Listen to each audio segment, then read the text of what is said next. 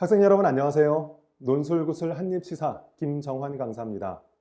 이번 영상의 제목은 손가락 모양 남혐 논란인데요. 이번 달에 상당히 핫한 이슈로 떠올랐던 주제죠. 미리 말씀드리지만 이 영상에서는 이것이 정말 남혐이다 아니다 이런 내용을 다루지는 않습니다. 이러한 논란이 어떻게 확산되어 나갔고 그것이 우리 사회에 의미하는 바는 무엇일까? 이 점을 중점적으로 같이 한번 살펴보겠습니다. 앞에 사진 보시면 GS25라고 아시죠? 그 편의점에서 만든 광고 홍보물이에요.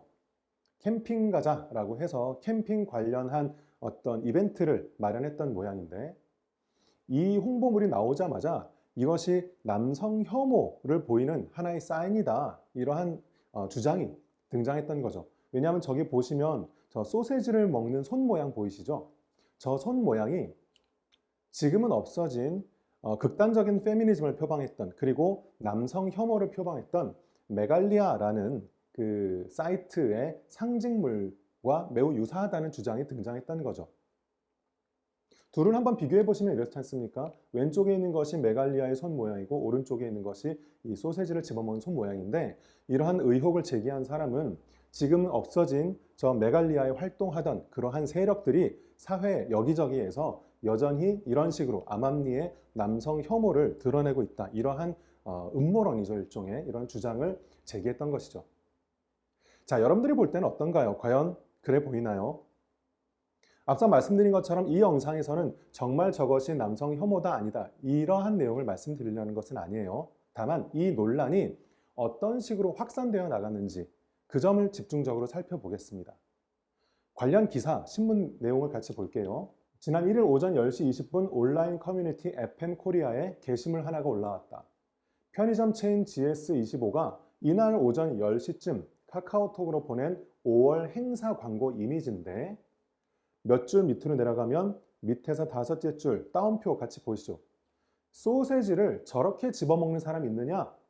엄지와 검지를 모은 집게손 모양이 한국 남성 성기 크기를 비하하려는 페미니스트들의 은밀한 표시라는 남성 혐오 광고 의혹 제기가 이때 시작된 거죠. 그러고 나서 이 의혹이 여러 가지 사이트에 이제 등장했어요. 여러분들도 한 번쯤 들어봤던 일베 이런 사이트에도 같이 올라갔습니다. 계속해서 보시면 일베에 이 글이 올라간 뒤에 온라인 매체들의 그럴듯한 제목을 단체로 기사화되는 데에는 채 2시간이 걸리지 않았다. 오후 3시 41분에 GS25 남혐 논란이라는 제목을 단 첫 기사가 나왔고요. 이렇게 신문 기사 형식으로 기사가 나오기 시작했고요. 그러고 나서는 정치인이 가세합니다. 보세요. 이준석 국민의힘 전 최고위원이 나선 것은 다음날 2일 오후였다.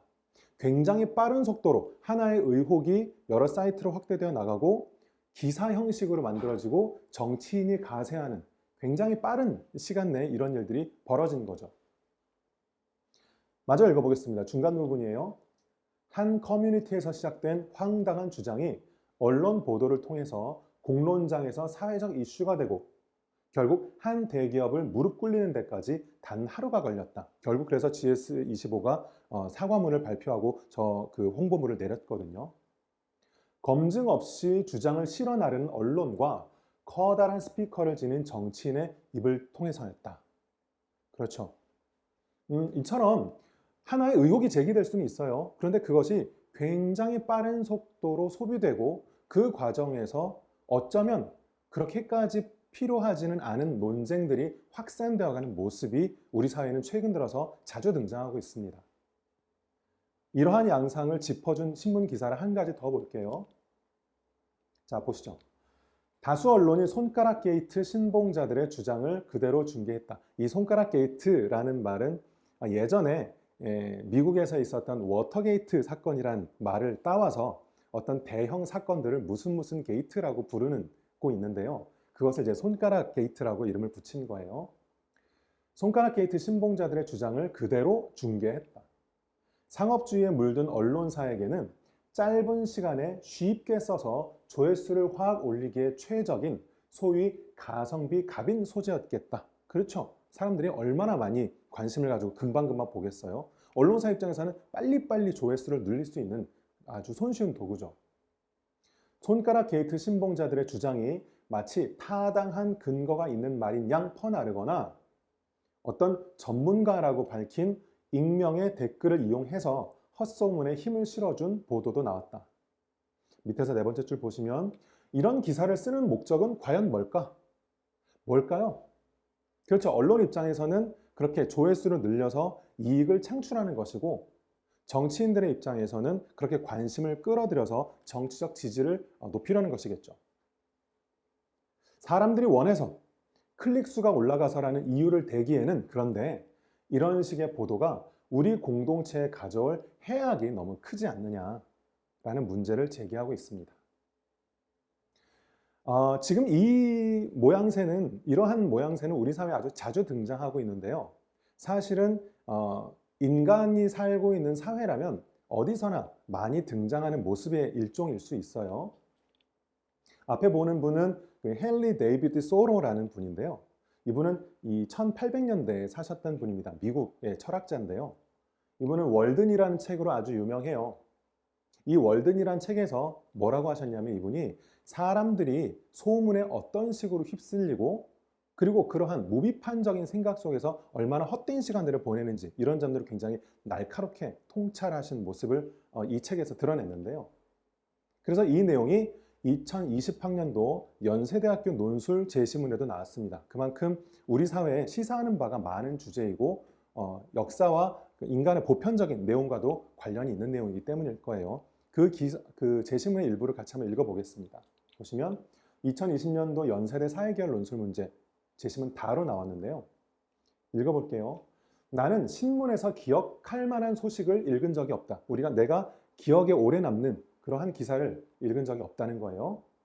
대개 누군가 강도를 만났다거나 살해당했다거나 사고로 죽였다는 끔찍한 소식, 이러한 소식들이다.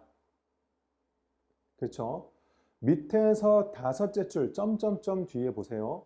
하지만 이러한 한가로운 이야기들, 이러한 한담에 필사적으로 매달리는 사람들이 적지 않다. 그런 기사들은 사람들의 값싼 기대와 호기심을 만족시키며 빠르게 입에서 입으로 소문이 되어 널리 퍼져나간다. 이번 사건과도 매우 유사하죠. 내용은 이어집니다. 속보와 뜬 소문이 굳건한 사실인 양 인정받고 진실은 불가능한 것처럼 여겨지고 있다. 하지만 인간이 진실만을 똑바로 주시한다면 우리의 삶은 지금과 달리 더 가치 있게 변할 것이다. 우리가 어떤 사건을 새로운 한담거리나 흥밋거리로 소비하지 않고 사건의 본질에 대한 정확한 인식을 얻고자 애쓴다면 우리의 정신은 온전히 진실만으로 충만해질 것이다. 우리가 감정에 휩쓸려 허둥대지 않고 현명하게 처신한다면 타인의 불행과 공포를 접하며 느끼는 사소한 두려움, 하찮은 즐거움은 결국 진실의 그림자에 불과하다는 것도 알게 될 것이다. 이미 1800년대에 살았던 헨리 데이비드 소로가 사람들 사이에 퍼지는 소문의 속성, 그리고 그것을 소비하려고 하는 어떤 사람들의 모습, 그것을 비판적으로 보고 그렇기 때문에 우리 스스로가 진실에 다가가고자 하는 그런 비판적인 사고 능력이 굉장히 필요하다. 이 점을 강조하고 있는 거죠. 그래서 우리에게 필요한 것, 미디어 리터러시인데요. 미디어 리터러시는 앞에 보이는 것처럼 다양한 미디어에 접근하고 미디어가 제공하는 정보와 콘텐츠를 비판적으로 이해하며 자신의 생각을 미디어로 책임있게 표현, 소통할 수 있는 능력. 지금처럼 미디어를 매개로 수많은 정보들이 나오고 각자 자신의 이익을 위해서 치열하게 다투는 이 안에서는 일단은 정보의 수용자인 우리가 이러한 정보들을 객관적으로 바라보고 검토하는 능력이 무엇보다 필요하겠죠. 이러한 것을 미디어 리터러시라고 합니다. 정리해 볼게요. 그래서 저는 이렇게 한마디로 정리해 봤습니다. 그렇죠. 사람은 결국 보고 싶은 것만 봐요.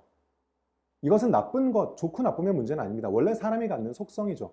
그래서 누구나 자기가 보고 싶은 것만 보게 마련이고 그에 대한 의견은 누구나 말을 할 수 있습니다. 다만 그러한 의견이 논리적이고 합리적으로 논의가 되어야 되고요. 그리고 비판적인 관점에서 논쟁이 필요하고요. 그리고 그러한 논의가 정말 사회적으로 유용한지 아닌지에 대한 치열한 그리고 공론장에서의 의미 있는 논의가 필요하다. 그것을 위해서는 우리 스스로가 무엇보다도 미디어 리터러시를 비롯한 비판적 사고 능력을 가져야 하지 않느냐. 이렇게 정리해 볼 수 있겠습니다.